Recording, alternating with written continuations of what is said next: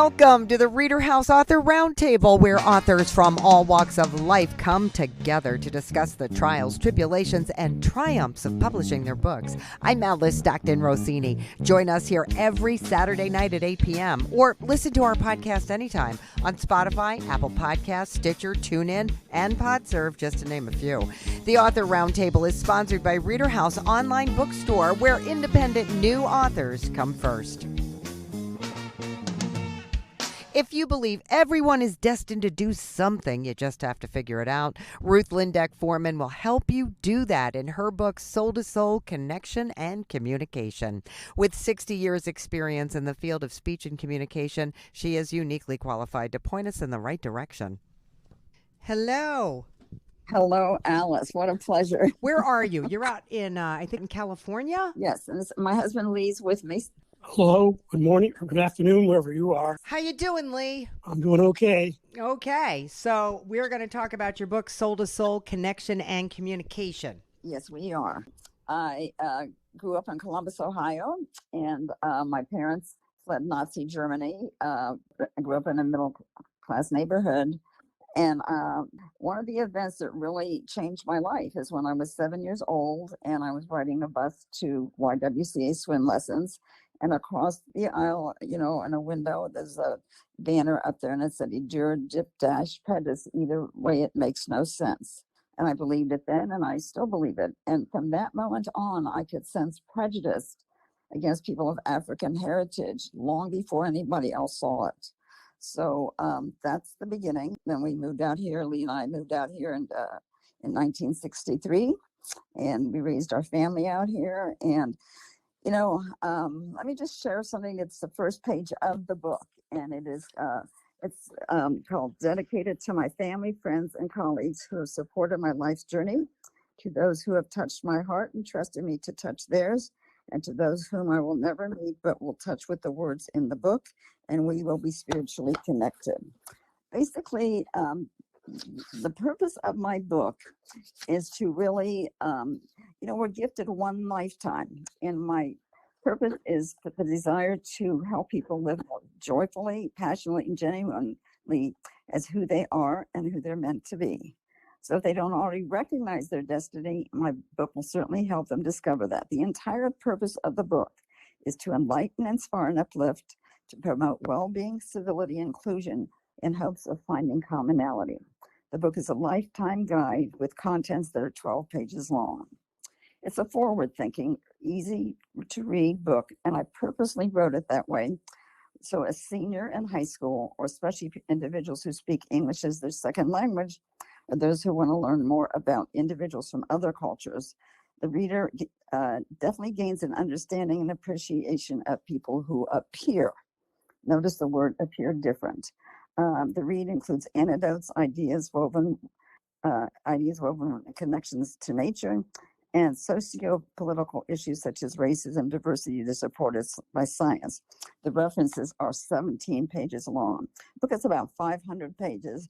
It took me 27 years to get this all completed. Did you say 27 years? Yes, I did. To put all this together? Yes. Oh my gosh. So, I mean, you brought all of your experience to the table, all of your education to the table, all in the hopes that we can better know ourselves and better communicate. Yes, that's part of it. But the most important thing that I think I want people to do is that I declare that each person has the right to define who they are. And this is best defined by what is in a person's heart and soul as a matter of the human race. In this ideal, I also affirm that each person has a right to live their dreams and that they matter. And one of the key statements in the book is that at each moment we choose to respond positively or negatively, insensitively or sensitively. Likewise, we choose to honor or dishonor ourselves and others. And these are our choices, and they are a formative facet of our character and the energy we radiate, or what some people call, your aura. Okay, so let's start.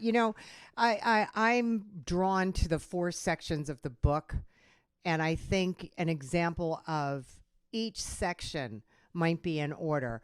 We start with Soul to Soul Connection. Tell me what that is. That is really the most important. I mean, I believe that whoever created me created you, and I feel very passionately about this, so you might hear some tears, created all of us. And so that's number one. Then we have to really source connect. We have to connect that to our spirit so we feel that. And when I'm speaking with you now, my eyes are closed and I'm connecting to what I sense your essence is.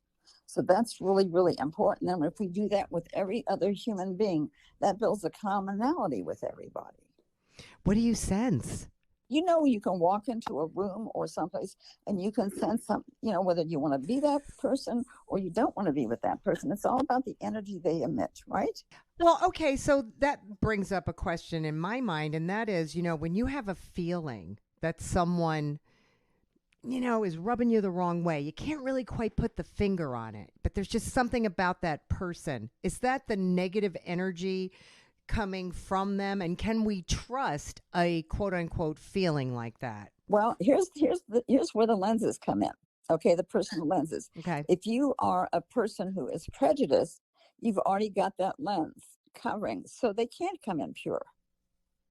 Right? Right. So basically you're robbing yourself, the possibility of meeting another beautiful human being, and you're certainly degrading the other human being.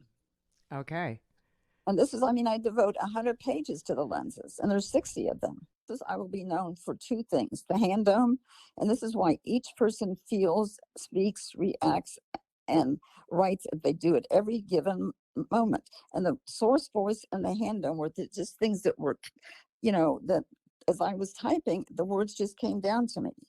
I really feel I'm a messenger for all of this. And so anyway, the hand dome, so your thumb represents your uniqueness. And that is, your positive aspects and the flaws. Some you have to accept, but some of you really need to work on. Then your finger represents your emotions at the time. And the next one is your past experiences. And then the next finger, your ring finger, represents the values and communication style of the neighborhood you grew up in. Of your primary family. And then the pinky finger represents, the communication style and the values of the neighborhood or the hood you grew up in. And every time you speak, and I go through a lengthy, discussion of this in the book, you're coming from a different place. Right now, I'm coming as a writer, a professional, but also as Ruthie, because I'm sitting at home with my husband. So this is really important, and this gives you a greater understanding of yourself and others. And one of the deans at the university who asked me to rewrite the book, this is the part he liked the best, because everything that I write about it has to work for you and me. Otherwise, we create another problem. And so that duality, and also, what Thich Nhat Hanh calls, the interconnectedness of everybody. So it's very strong on that. So that's the hand dome. Okay, so going back to personal lenses. Right. All right. Identify, block, move, delete, replace technique. What is that? These things just came to me. All right. There's generally one thought that you have immediately. When somebody speaks to you, mine still is, and it's about 95% gone. What did I do wrong now? Right. Okay. Right. Okay. So some people, am I smart enough? Will I fit in all these lenses? And there's, like I said, 60 that so what you do is you take the lenses and you write them down, the ones that you want to work on the most. And then you write down, and then you really consider, that means to identify. And then you block where that was. Where did that come from? Generally came from something long ago. So then you take it and you put it over to the side. You literally take your hand and lay it down on the side, okay? Then the IBM, then you move it to the side. Then you kind of evaluate and start writing down, what have I achieved now that doesn't make this relevant anymore, okay? And that's when you hit the delete button, and then you replace it. So it's been IBMDR. Oh, Yeah. I see. So, how do I do this without your guidance? If you're not, It's in the book. I know, but I think I need you with me. Well, you know what? Let me tell you something. The audio version is almost there. Oh, okay. 170, pages left to go. Oh and my then God. it'll be up, and then people can really follow it. Yeah. But you can really talk to yourself into it, or have somebody read it to you in the book. Right.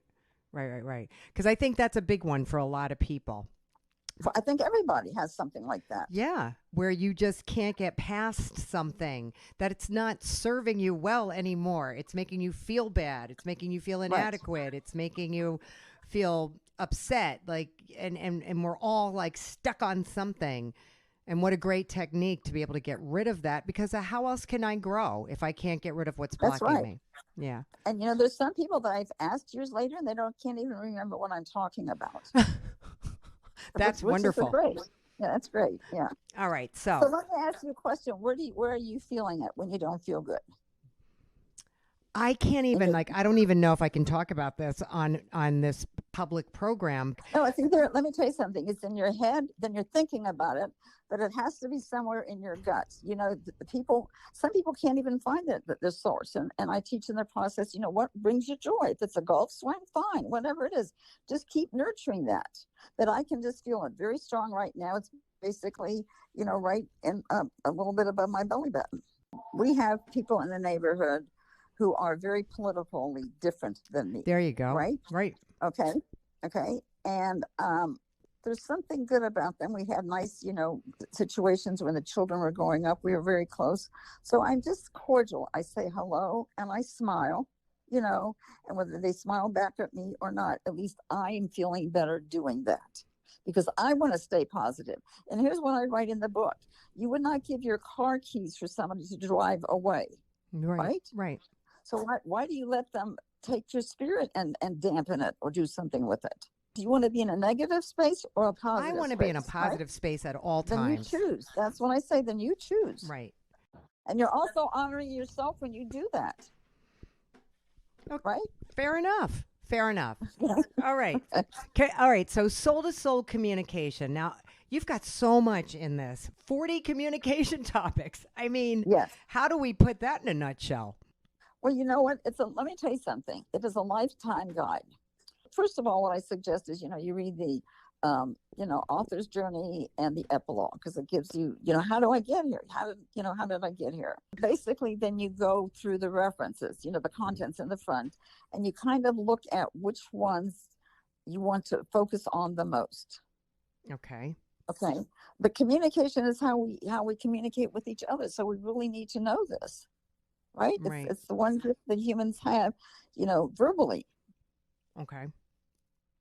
And then also it builds up for the last section, which is the soul-to-soul intercultural connection and communication, because it gives them, a groundwork, a base.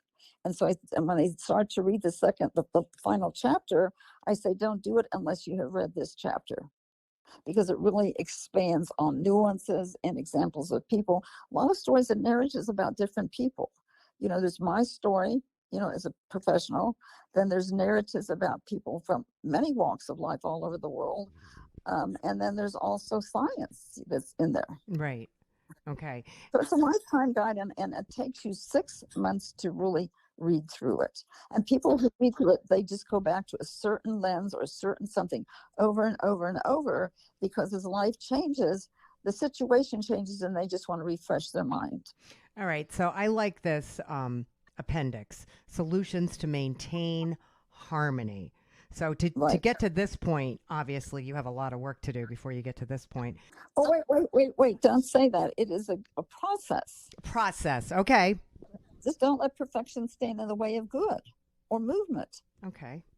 I think we're too harsh on ourselves. If it isn't perfect, oh my goodness. Well, none of us are perfect. So if you're making progress forward, sometimes it's 2 steps forward, 1 step backward, but at least you're moving in the right direction. So what I ask everybody, please don't be hard on yourself. Even when you identify that you have a prejudiced attitude, be kind to yourself as you're coming out of it. At least you're aware, and that's the beginning. You have to be aware to care, and if you care, you are aware. But don't beat yourself over the head because you're not there yet. Right. Some people do that. Well, it's hard. Well, you have to learn. Listen, I'm 82. I've learned a lot. Right? I wasn't like you go, girl. Changed my life. What changed my life the most was when I moved to Nevis. Yes, because we live in a local village, and they accepted me just for who I am. with all my issues, with all my health sensitivities. They just did. And the people at the University of Cal State Northridge also do. But I wasn't like this when I was younger. It was a growing process. How did you wind up there? I mean, it sounds like there was so much personal growth for you there. I'm going to let my husband share this. Okay. Hi, Lee. Hi. Well, I'm a CPA. I'm retired now. But a client of mine called me one day and said, I owe you a little money. I know you've been helpful to me. So I'd like to offer you a free week in the island called Nevis at a hotel. I said, well, Ruth is sometimes kind of particular. Can you tell me a little more about it? He said, well, there's a new Four Seasons that opened in Nevis. So I figured, well, how bad can the Four Seasons be? So we accepted it. So we flew to the island, and I'll let Ruth continue from there what happened for the next several years. Well, we stayed at the Four Seasons, and there was a tour guide, and his name was John Johnson. We remained friends with him even when he went into the flamboyant house. And he drove, and I'm going to cry about this, and he drove past the Jewish cemetery. And in the 80s, we traveled with our children, and once a year we went overseas to Europe, stopped in the major cities, went on a tour that, dealt with Judaism. And it was always like it was the scourge of the land. But he said, and this is our Jews cemetery, with such reverence that to this day, the hair stands up on my arms. And we fell in love with the people. And we had a tour guide that is now considered one of his U.S. parents. We've known him half his life. And we just kept going back and back and back. And then we brought the children back. And then we bought land. Gail, our daughter Gail, the one that's the author, said, why don't you buy land here? And I was sitting there on the beach just watching the clouds go by. And I thought, God, I've never been, so quiet and calm in my whole life. And that is still the place where Lee and I call our spiritual home. And you just have to go for it. I think you missed the point about the Jewish cemetery, Ruth.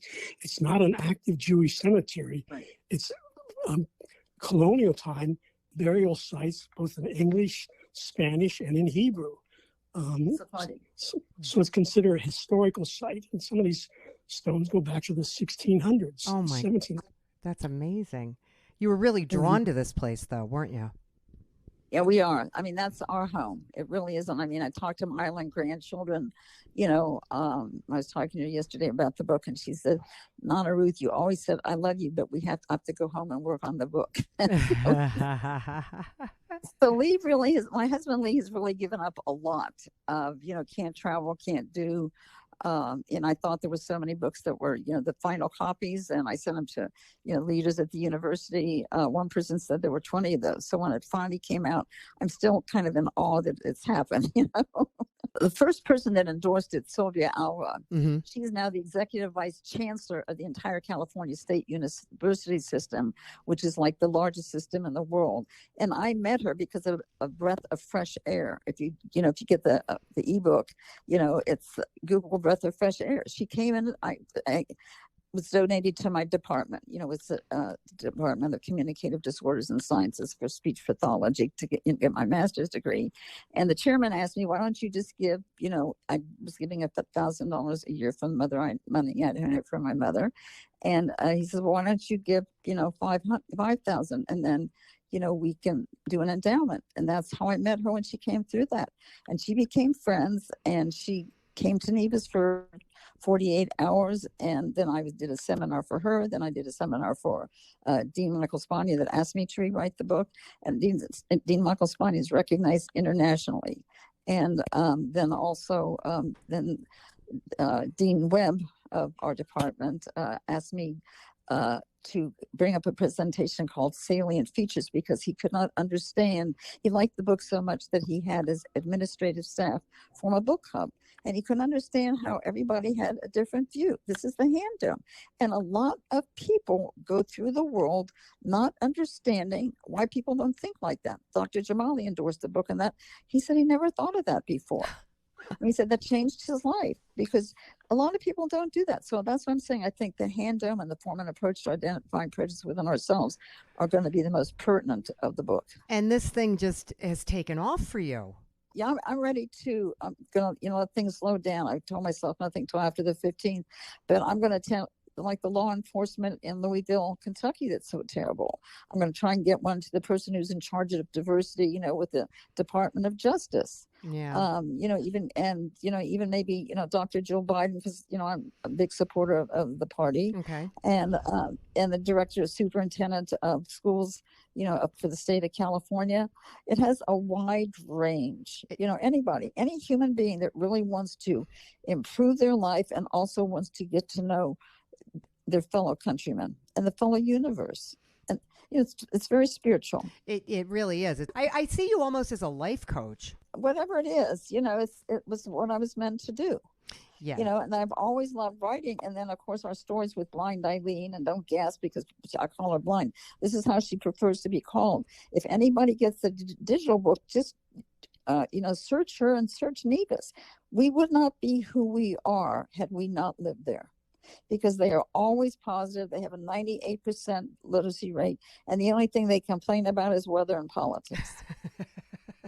Weather and politics. Well, we can relate to that, right? Yeah. Give that author sitting out there right now, sitting on the fence. Should I write the book or shouldn't I? Here's what I tell people, okay? Okay. Start from your heart, right? Okay? Okay. Doesn't matter whether you think what's it going to be like or what's it going to do. Start from the heart and then just start writing. Okay? You can edit it and, sequence it later. Okay? And you also have to kind of be aware of what your flaws are. All right. And if you're a young budding author, or if you're a senior, of the silent generation, don't be silent. And I recommend you get something called Dragon Naturally Speaking by Nuance. Okay. And there's something that Toni Morrison said, and I'm not quoting her directly, but she said that if there's a book that hasn't been written and you'd like to read it, you must be the one to write it. Because I went way out on the limb on prejudice. And a lot of people says you shouldn't do that. I said, it's in my heart. I have to do it. So listen to the advice of other people, but do what your tummy voice, or what I call your source voice inside of you, tells you to do. That way you will never have any regrets. All right, Ruth. Thanks so much. Come from the heart. That's where you have to start. Thank you. You have a great day. Thanks, Alice. Bye-bye. Bye-bye. And you can check out more about Ruth Lindeck Forman and her book, Soul to Soul Connection and Communication, at positivecommunication.org. Speaking of positive and finding the silver lining in a difficult situation, check out D.L. Kreager and her story, Rylan the Happy Kangaroo. D.L. Kreager. Yes, that's me. What do you do when you're not writing? I work for a bank, and I work in the legal department. Have you always been a writer?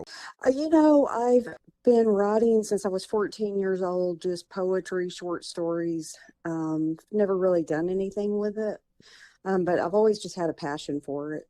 What happened was that 3 years ago, my little grandson, Rylan, whom the character of the book is named for, he was born, and he's just been such a joy. But he has cystic fibrosis, and he was diagnosed with that at 2 weeks of age. And so with COVID coming on and the CF, he stays isolated for the most part. He lives with his mother, and they live with my mother, which is 86 years old. And he's just isolated, but anytime he has an opportunity to see another little child or whatever, he just wants a friend. And his mother and I would take him for walks around the neighborhood, and little children would line up around the neighborhood and they would wave at him, and he would try to get out of his stroller. And one evening when we did that, it just occurred to me that he just wants a friend, but he is different because of his CF. And I went home that night and wrote the book. Oh, sweet. So how does the story go? Well, it's just about this little kangaroo that embarks on this great journey in search of his heart's desire, and that's just to have a friend, someone that accepts him, and just someone to have great adventures with. And he encounters a lot of rejection, like we all do in life, but he just never gives up. And that is my grandson. He never gives up. He faces a lot every day with his CF, things that he has to go through, and he just never gives up. And he's just the same as the character in the book. Can you give me some examples of Some of the difficulties he overcomes. Yes, I can. At the first of the book, he encounters this beautiful butterfly and he follows her. And she stops and talks with him, and he just expresses how he wants to be her friend, but she explains that they're different. So they cannot have that friendship. You know, she flies in the sky and he walks on the ground. And because of those differences, they cannot be friends. So, you know, that's a rejection. It makes him sad. And he goes on, and in the book he'll encounter a frog that he tries to become friends with, and the frog explains to him that he lives in the water and, you know, that he walks on land, and so therefore they can't be friends. Again, rejected. He encounters a roadrunner, and at the end of the book he encounters a squirrel that in fact the squirrel's also looking for a friend. And Rylan explains to the squirrel, but we're different. You live in a tree and I live on the ground. And the squirrel explains to Rylan, the kangaroo, that it's their differences that will make them great together. That is so great. Boy, that's a great lesson no matter who you are, where you're from. That's how I feel. You know, we all encounter rejection in our life, but you know, what would the world be like if we could just all accept each other and love each other? You know, in my opinion, they talk about what's short in the world, and I just feel like we're short. There's a shortage of love and understanding. I would agree with that. And how's he doing? He is doing very well. His mother takes very good care of him. It takes a lot. He has a lot of good doctors down at Children's Hospital in Little Rock, Arkansas. And actually, the book was dedicated to my grandson and all the children that walk through the door at Children's, and because they're all just so special, you know, and they have to encounter things during the day that the rest of us, we don't have to. We go on with our day, but you know, they're fighting for something, you know, whether it be cancer or CF or whatever challenges they face. Is there a book available to them there? I did take some books down there, and I believe that they did put one in their library, and I took some copies down there and just asked that they pass them out, first come, first serve. Actually, I did go do a reading at the library. I donated a copy. They allowed me to come and read to some children. It went very well. The local newspaper came and covered it, and they did a story on me, and you know, explained in the in the story about, you know, how that the book was inspired by my grandson.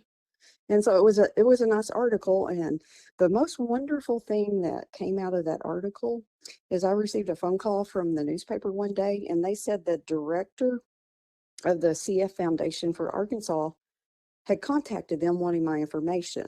And I told them, I said, of course, give that to her. I'll be glad to speak with her. And so she called me, and now I'm involved in the foundation. I've set up a Team Ryland to go walk at the Great Strides Walk, something I've always wanted to do, but I never was quite certain how to get involved in it. But I wanted to do something to give back, to try to make a difference. You know, I feel like you were almost destined to do this. I felt that way too. I felt like it was a God thing, and anyway, I just feel like I've asked myself the question many, many times, you know, why is my grandson here? Why is he suffering the way that he does? And he doesn't suffer every day, but he has to go through his therapies and take medicines that he doesn't like to take. And he's still young enough that he doesn't understand. And you know, I've often asked myself, why? And I thought, you know, if we can, CF is such a rare disease, and I didn't even know what it was until I was faced with it in my personal life. And if we can just get the word out to people about what it is and help with that, you know, that's a good journey right there. And maybe that is his journey to help with that. And yours. And mine. And a couple of the news stations over in Northwest Arkansas, they actually, and you're welcome to Google this, they actually did stories on us and aired it on the news. And one was Good Day Northwest Arkansas, and the other one was 49 News with Allison Wise. And but anyway, I think the caption was "Grandson with CF inspires book." Oh, that's wonderful. So yeah, so That is absolutely wonderful. uh, Are you going to keep writing? Do you think there's more yes, children's books in you? I do believe so, and I never really thought that I would write a children's book. It was never in my mind. I've always written, like I said, poetry and short stories, and I've enjoyed writing. But when he came along, I was inspired to do this. But I am currently working on a second book, and you could say that the book has been completed. I need to do a few more things, and then I'll submit it to the publishing company. That is just great. What an uplifting story. I mean, this is a lesson for our listeners, because so many times I talk to authors who, never thought that they would be in a position to do something to make the world a better place. It's almost like you're chosen, right? You have this grandson, and look what's come out of it. It's wonderful. It Right. really is. Yes. And all you did was follow your heart. And I did follow my heart. And, had I listened my entire life, had I listened to people, people will tell you you cannot accomplish what you want to accomplish, but you have to keep I don't know, you have to keep your dreams close to your heart and away from everyone, if that makes any sense. And you can't listen to those negative voices. You know what? There's a quote that has stuck with me my whole life, and it's hold fast to your dreams, for if dreams die, life is a broken winged bird that cannot fly. Wow, that gives me coat chills.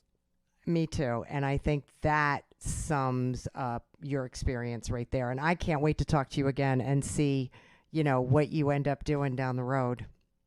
Well, I hope to do something really wonderful, and I just hope to honor my grandson and his journey. And if I can help another little child, if they can read that book and feel inspired or happy, then I'm happy, because children, they are the future, and we need to invest in children.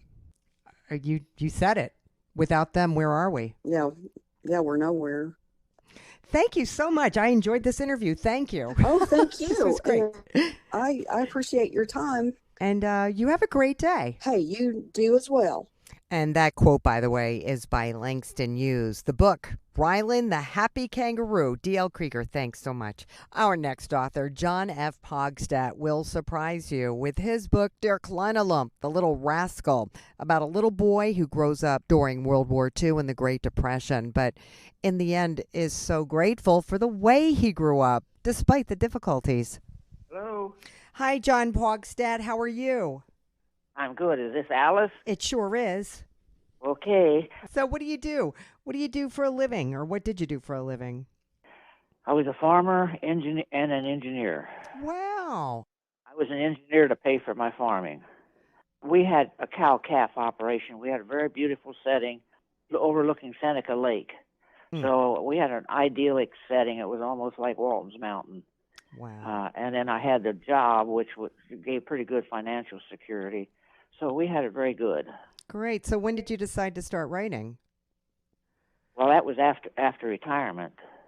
Okay. I'm 90 years old, so I had a lot of time to think about it. John, you don't sound like you're 90 years old. Not even. Well, I feel sort of fortunate that for the last 3 years I've ridden my bike for at least 2,000 miles a year. That's amazing. That's why you're still on the ball, because you're still on the bike.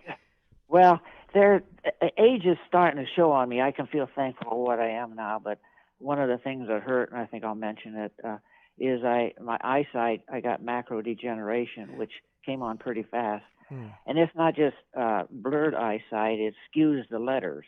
Yes. So a B looks like an F, or it could look like a P. So at any rate, overall, I feel very grateful. What made you decide to write a book now? I'll note that I actually have 3 or 4 books I have at least 3 books behind me yet, and that's what I don't know if I don't know if I have enough age to finish it, but I sure hope I can. So, what inspired this book? Well, I think you go back in time. There were two issues there, and the one issue was I thought I knew my mother. She was in plain dress with a prayer covering, and I thought she had a plain life. One day I asked her, Mom, how long were you and Pop engaged? And her answer floored me. Ein Tag, 1 day. And I thought, wow.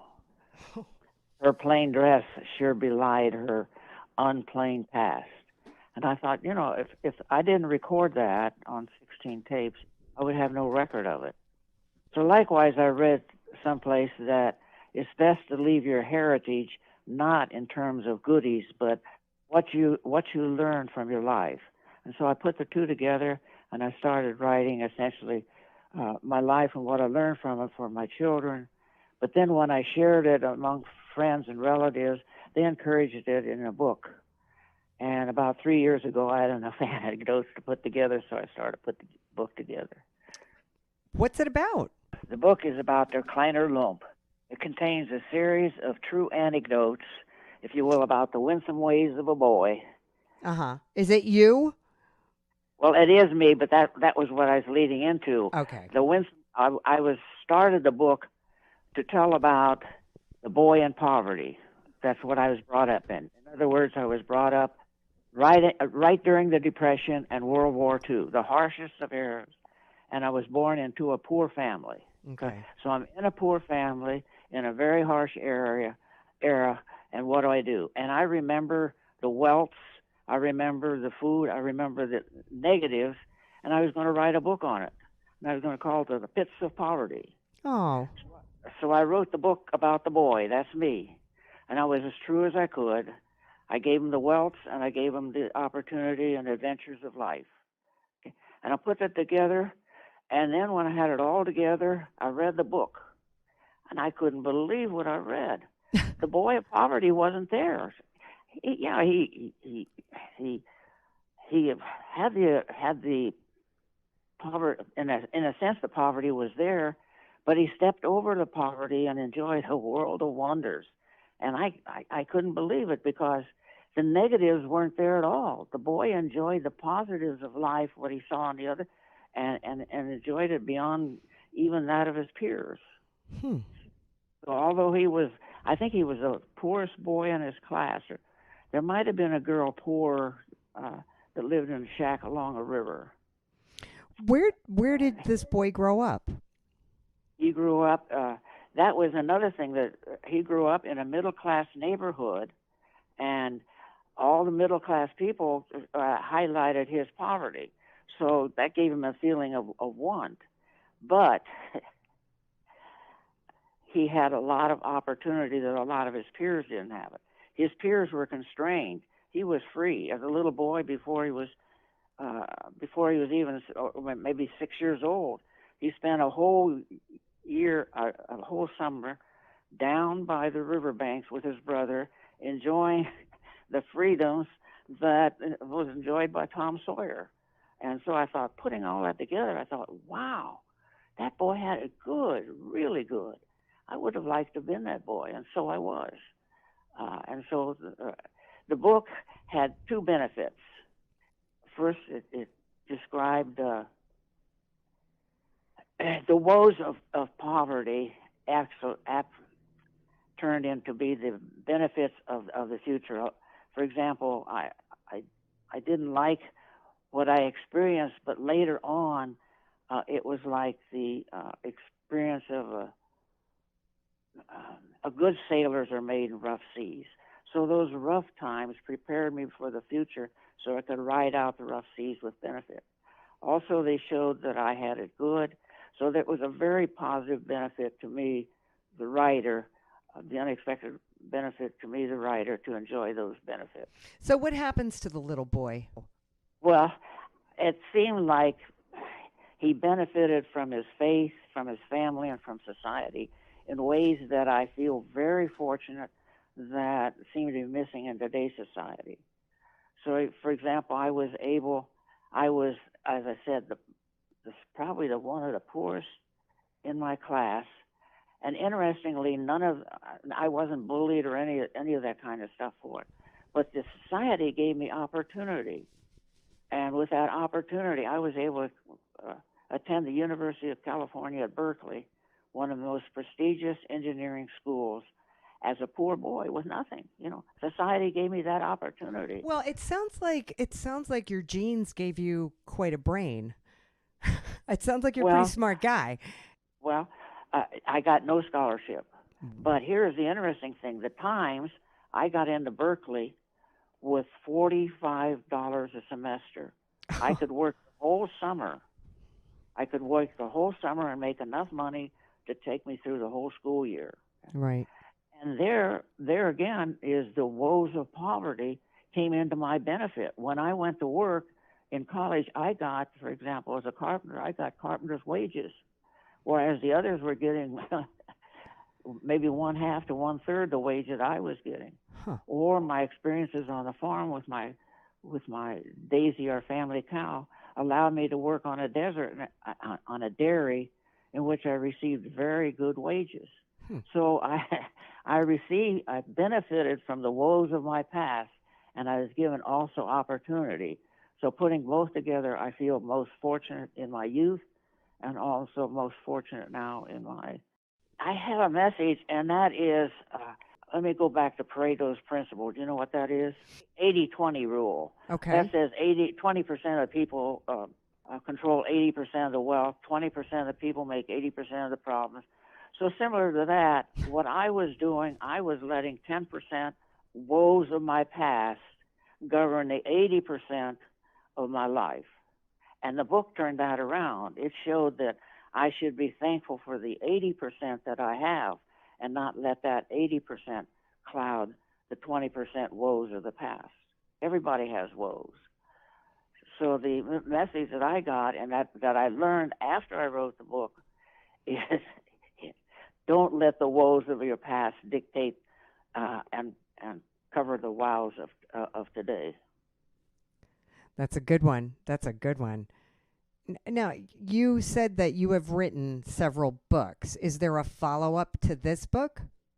Well, one other book I wrote that I published was called God Has... It was a book on evolution, but I made a mistake on it, and I wrote it from the scientific viewpoint, but I made a mistake. I said God has to be, and it was read by most people as being what they call a book on intelligent design, another book on intelligence. But it isn't. So what I did is I spent a lot of time, additional time, going through that and applying, just looking at it strictly from the scientific viewpoint. What's the validity of evolutionary theory? And I found it totally surprising to me. Now, it took me a long time, for example, to do that. Just to hit the issue of natural selection took me a half a year. Wow. So I spent a lot of time on that, and I used my systems engineering experience to write that. I don't think I could have written that book without the systems engineering. So I wrote it, and now I have I essentially have the draft almost finished for publishing. That takes what my previous book to a whole new level that I think, to me, it is from the engineering is totally impossible for evolutionary theory to do what it said it does. And that is life is the most complex, interdependent system known to man. And to think that just random forces without any intelligence did it is just pushing the envelope too far. As I look at it from the work potential to workload, I look at it from the engineering and show from the engineering that it's totally out of the picture. How is the situation with your eyes going to affect your ability to write? Well, I'm right on the borderline of being legal. Of being legally blind? Yes, but I am on the safe side, so I can still drive. But I went to sleep with the car that I had, and it was a new car, and I went to sleep on it and wrecked it totally, so I'm waiting for a new car now. So right now I'm without transportation. You went to sleep while you were driving your ar? Yeah, that's the first accident I had in my whole life. Wow, John. Years of driving. And it was like most accidents, I was only a couple of miles from home. Yeah. And I thought I could make it. I knew I was a little sleepy. I thought I could make it, but I didn't. Oh, John. Listen, you hang in there. I don't know many people at the age of 90 that can accomplish what you've managed to. Well, I one of the things about the accomplishments, I feel good about the book. It's an accomplishment, but I look at it sort of like a farmer that looks at his plowed fields. It's a sense of accomplishment, but the fruit is yet to come. The harvest is yet to come, and the marketability. And that's the way I look at the present book. It gives me a real sense of satisfaction for it, and I hope. Right now, I've gotten real favorable feedbacks from my children. Great. That's One big. of them even. And I got good feedbacks from other readers. Some of them said every time they came over, they wanted me to share an anecdote with them. Aw, can you share an anecdote with me before we sign off? Okay, let me see. Boy, there's a lot of them in the book. I know. Pick out your favorite one.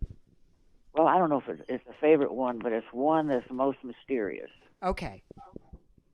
And it starts like this. We attended a mission church, and it was in a poor section of town, which normally is crime-ridden. We had a panel truck at that time, in which my father kept his tool. That's what we went in. On one, and for the longest time, this is what's unexpected. For the longest time, he left the keys in his panel truck. Normally, that in today's society, it wouldn't last very long at all. But for years, he did that, and eventually, the inevitable happened. It was stolen. And so he finally got word of it that it was picked up in Tennessee. And I was maybe 13 years old, and he asked me to go along with him. And I thought, wow, I never was more than 50 miles from home, and now we go through Ohio, through Kentucky to Tennessee. Wow, I died and went to heaven. So on the way down, I couldn't believe the poverty on the white side going through Kentucky, and the poverty on the black side. It was still segregated. The society was still segregated. The poverty on the black side was atrocious. It was hard for me to imagine. And we finally got to Tennessee, and there was a sheriff that was just right out of the movies.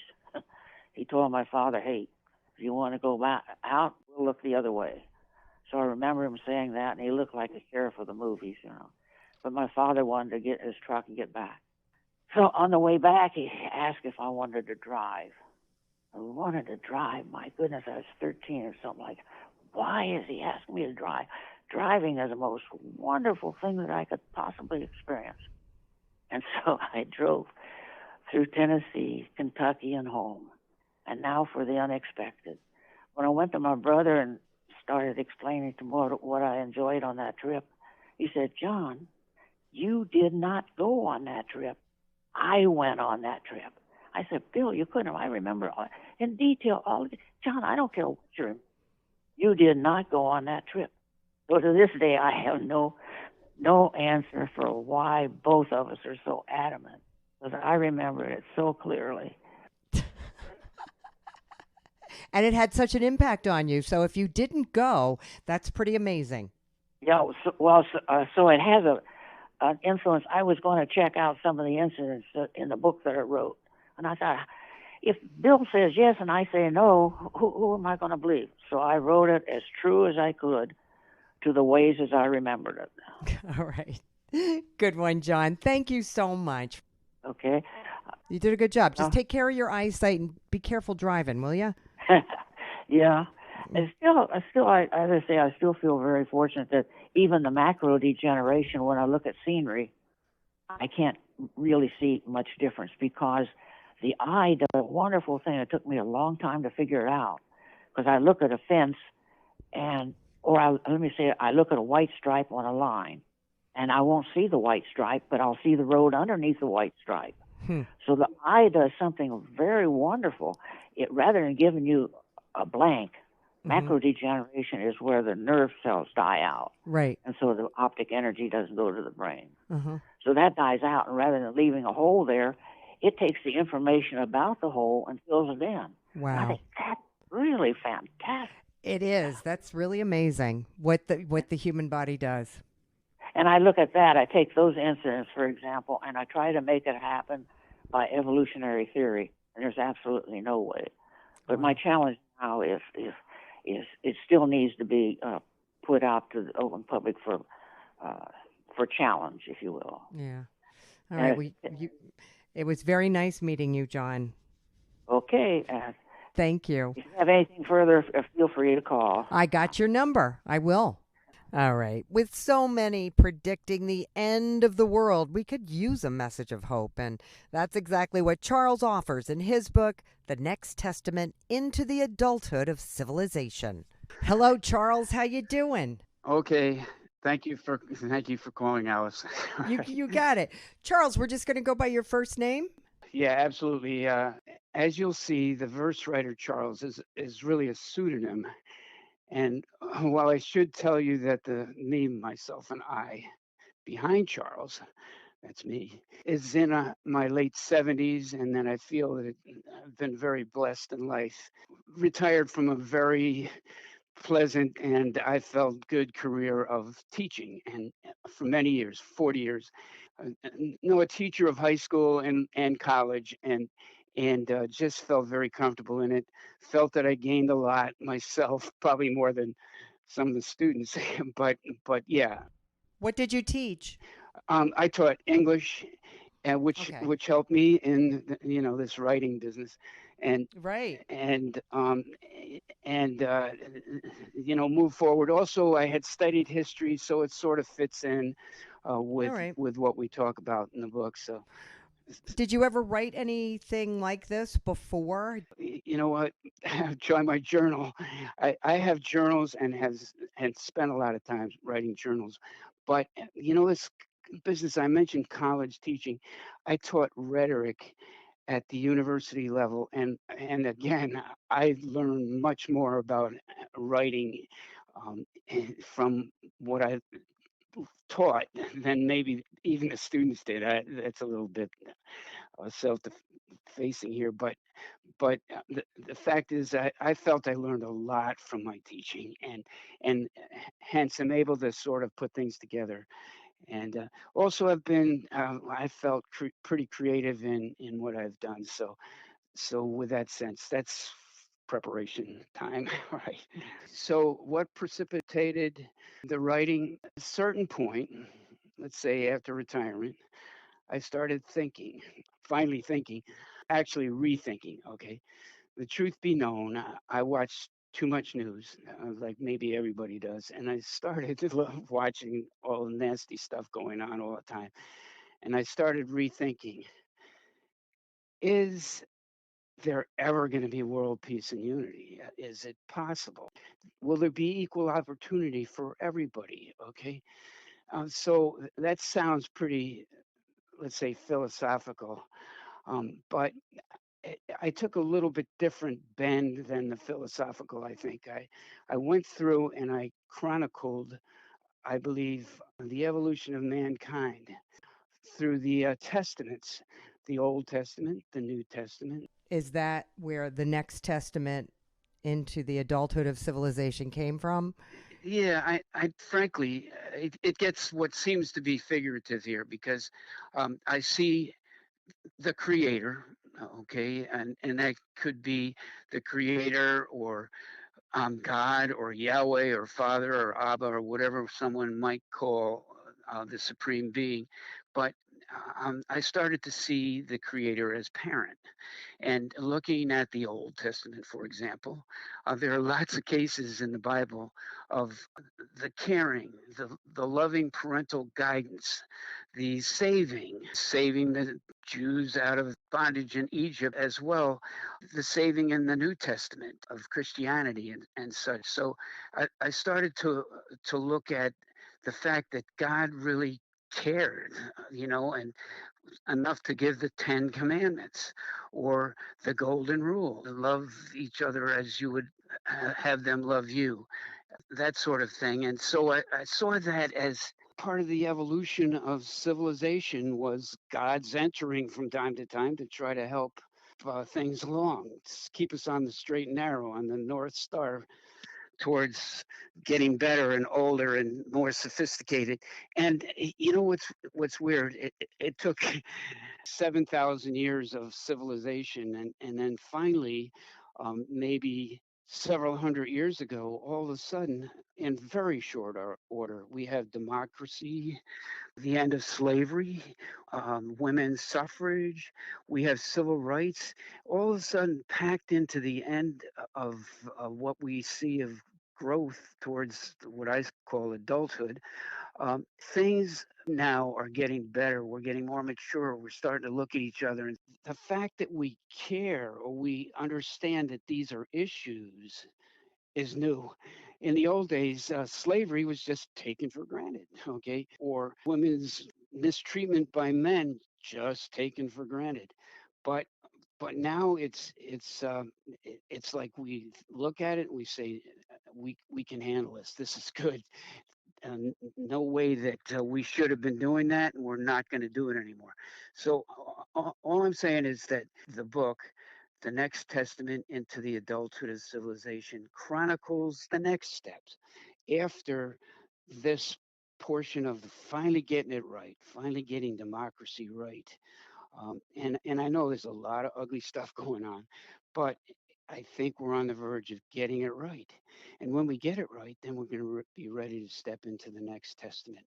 And that's what it's about, basically. What do you see as the most crucial next step? So it starts with a section on, in fact, a major section, to civilization. And it's simply recounting the fact that things have been bad and they can and are getting better.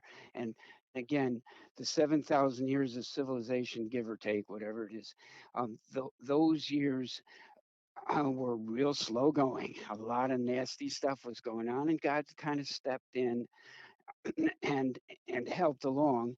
And now we're to this verge. And then there's another section on to the selves of civilization, which is a little bit more personal, a look at pretty much the same thing.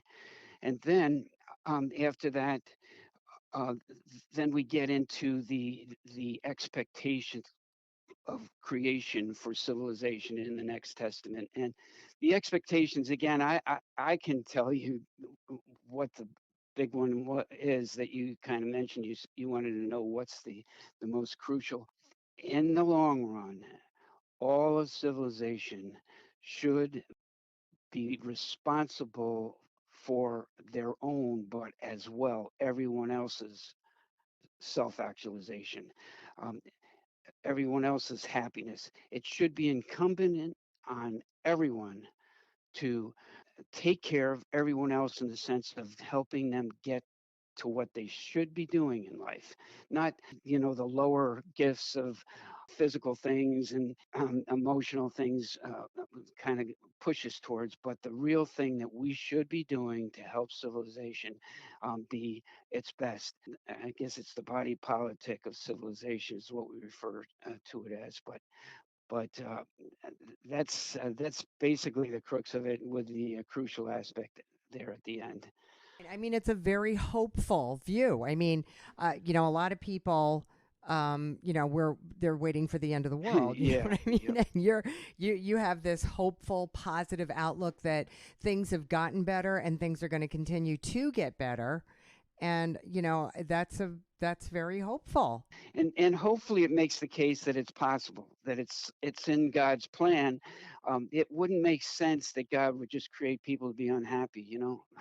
I think God is as parent especially, is hoping that his children will grow up into adulthood, into being able to use freedom, not freedom to do whatever I want, but freedom to do what's right. So I think that would be the expectation of the creator. And I don't think that he just leave it hanging.